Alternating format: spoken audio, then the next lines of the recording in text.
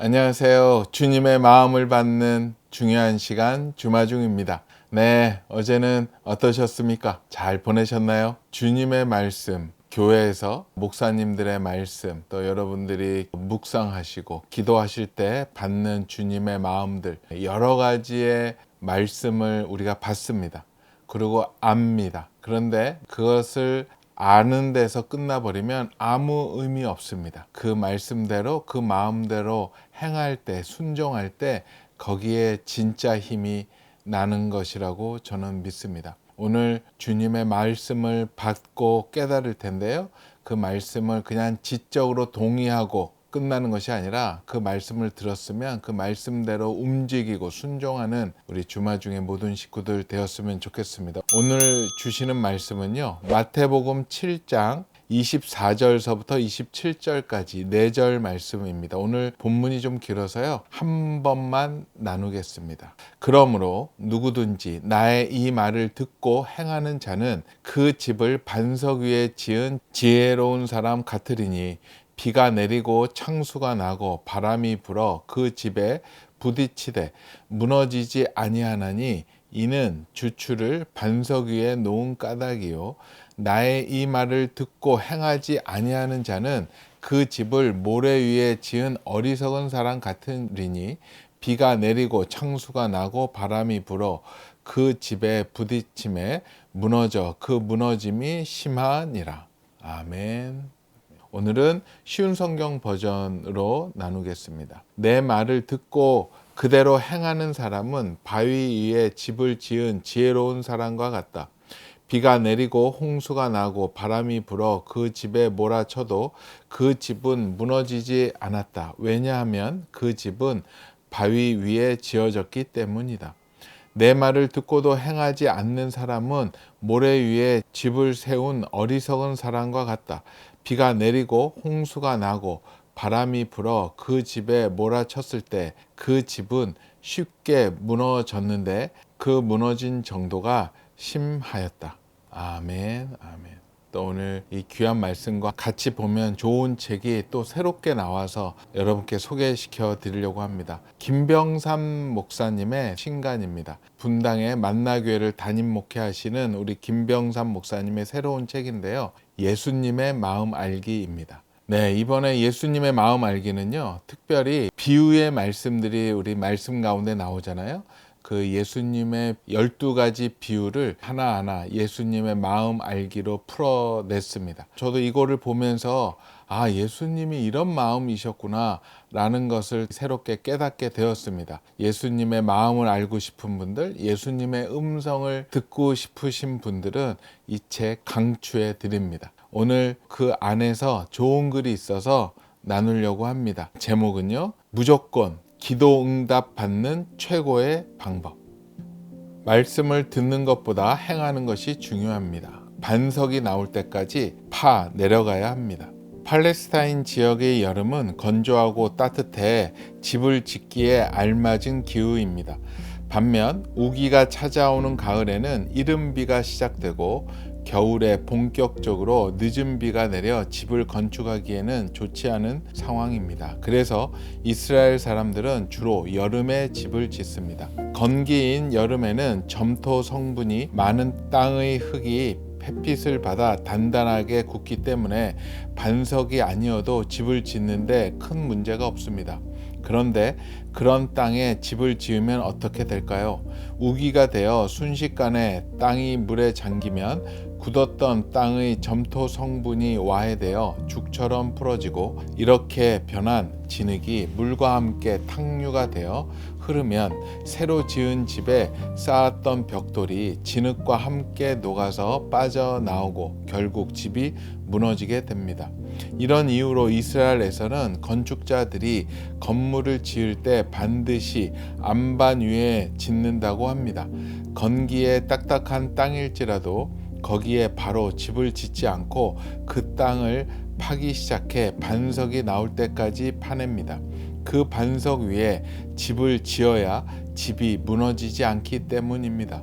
그렇다면 얼마나 땅을 파야 할까요? 반석이 나올 때까지입니다. 이스라엘 지역은 어디든지 땅을 파면 암석이 나오는데 3m 이상을 파고 들어가야 하는 경우도 있습니다. 그렇더라도 어쨌든 안반이 나오고 난 다음에야 벽에 기초를 세우는 것이 정상적인 건축 방법입니다. 왜 어리석은 건축가는 흙 위에 집 짓는 것일까요? 아주 간단한 이유입니다. 그렇게 하는 게 쉽기 때문입니다. 땅을 파는 것은 어려운 일입니다. 반석까지 파 내려가기가 쉽지 않습니다. 더구나 겉으로 보기에는 반석 위에 지으나 흙 위에 지으나 별반 다르지 않게 보입니다. 하지만 주님은 이것을 지적하십니다. 이것을 우리 신앙생활에 적용해 봅시다. 우리는 왜 하나님의 말씀을 듣고 다 행하지 않고 우리가 하고 싶거나 행할 수 있는 것만 할까요? 답은 간단합니다. 쉬우니까요. 그런데 이렇게 쉽게 신앙생활을 하면 마치 모래 위에 혹은 흙 위에 집을 짓는 것과 같습니다. 신앙생활도 열심히 하고 수십 년간 예수를 믿는 사람이었는데 한순간에 무너져 내리는 모습을 볼 때가 있습니다. 왜일까요? 기초가 잘못된 것입니다. 나는 어디까지 말씀대로 살았고 어디까지 순종했는지 자기 자신에게 물어보세요. 어쩌면 당신도 내가 할 수 있는 데까지 해왔을지도 모릅니다. 우리의 신앙이 쉽게 되어서는 안 됩니다. 하나님의 말씀 앞에 올바르게 서서 말씀을 순종하며 따라가야지. 쉽게 신앙생활을 하려고 하면 어느 날 신앙이 한순간에 무너져 내리게 됩니다. 주변에서 신앙생활을 하던 사람이 아니 그렇게 열심히 성경 공부하고 말씀 배우던 사람이 어떻게 저렇게 무너질 수 있어? 싶을 만큼 속절없이 무너지는 이유가 뭘까요? 생명의 끈이 하나님과 연결되어 있지 않았기 때문입니다. 여기서 말하는 생명의 끈이란 말씀을 듣고 행하는 것입니다. 말씀을 삶에 적용하고 살아갈 때 하나님과 우리 사이에 생명의 끈이 연결되는 거예요. 집이 반석 위에 든든히 서면 탕류가 몰려올 때 꿈쩍도 하지 않듯이 우리 삶이 말씀 위에 든든히 서면 그 말씀은 인생의 환난 속에서도 우리를 붙잡아주는 끈이 됩니다. 말씀대로 실천하며 사는 것이 결코 쉽지는 않지만 말씀대로 살았던 든든한 믿음의 끈이 우리를 붙잡아줄 것입니다. 부실공사 같은 신앙생활은 단순히 말씀만 듣고 말씀대로 순종하지 않는 것입니다. 순종하는 것이 쉽지 않기 때문입니다. 건축가가 땅을 팔 때 반석이 나올 때까지 해야 하듯 순종은 끝까지 해야 합니다. 겉보기에는 이 땅에 그냥 집을 지어도 될 것 같은데 반석이 나올 때까지 파는 그 시간이 건축가에게 얼마나 지루하고 힘든 시간일까요? 반석 위에 집을 짓기 위해서는 그 지루한 시간을 견뎌내야만 합니다. 신앙도 그렇습니다. 신앙생활에서 가장 힘들 때가 언제인지 아세요? 건기입니다.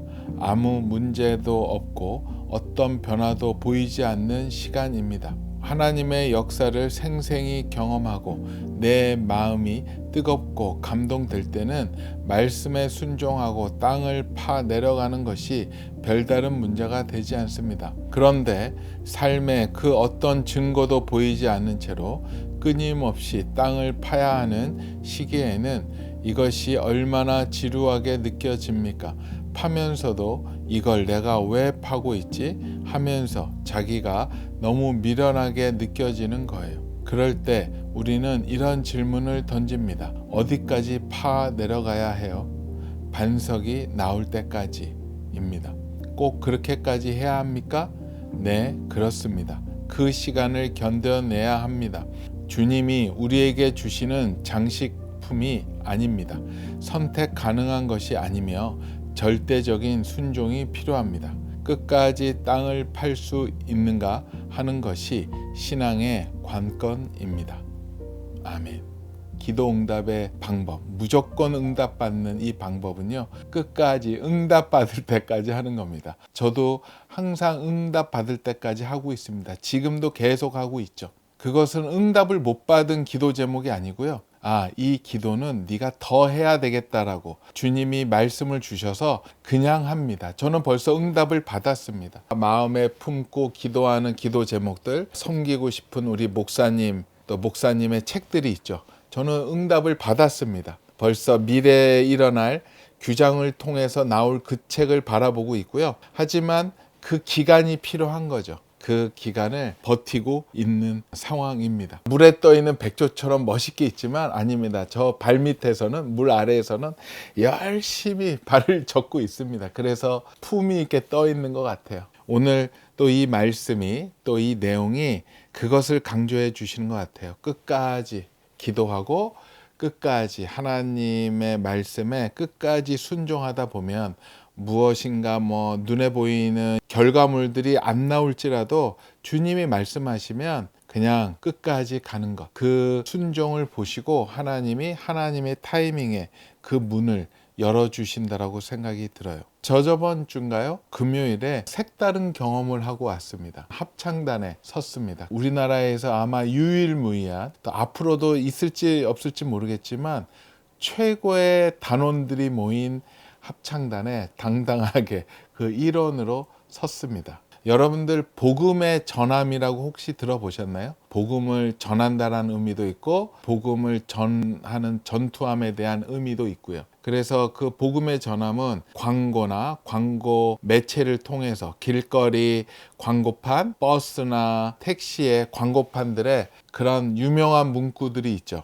당신이 더 행복해졌으면 좋겠어요. 그것뿐만 아니라 It's okay with Jesus, 이런 말로 한국에 몇 년 동안 전도의 새로운 바람을 일으켰고, 또 들어볼까라는 사이트를 개설하면서 크리스찬 유명인들, 셀럽들의 간증을 통해서 불신자한테 전도하는 그런 전도 플랫폼입니다. 복음의 전함이 그곳에서 몇 년 동안 블레싱 대한민국 캠페인을 벌였고 그것을 마무리하는 행사를 가졌었습니다. 그곳에 함께 참여했던 유명 셀럽들과 함께, 그리고 워십팀이 와서 찬양을 하고요. 또 마지막에 그 행사의 핵심 중에 하나인데 블레싱 찬양단을 조직을 했어요. 단원들은 누구냐면은 블레싱 대한민국 전도 캠페인에 참여했던 수많은 교회 담임 목사님들, 그리고 유관단체 대표들이 함께 해서요, 그 찬양단을 만들게 되었습니다. 한국뿐만 아니라 미국의 70여 교회와 유관단체 대표들이 함께 섰습니다. 저는 가피풀이 유관단체로 들어가서 같이 돕고 후원을 했기 때문에 저도 들어가게 되었죠.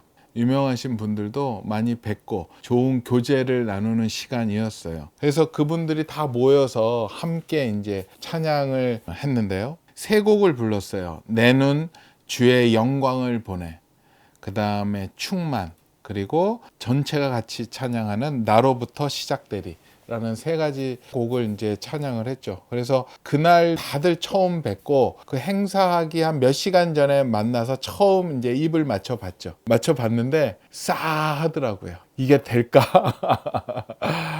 찬양도 이게 막 화음도 들어가고 해야 되니까요. 쉽지 않더라고요. 그날 또 일산에 있는 킨텍스에서 했는데요. 굉장히 넓은 공간이었어요. 나중에 봤더니 8,000명인가 9,000명 자리였어요. 그런데 꽉 찼습니다.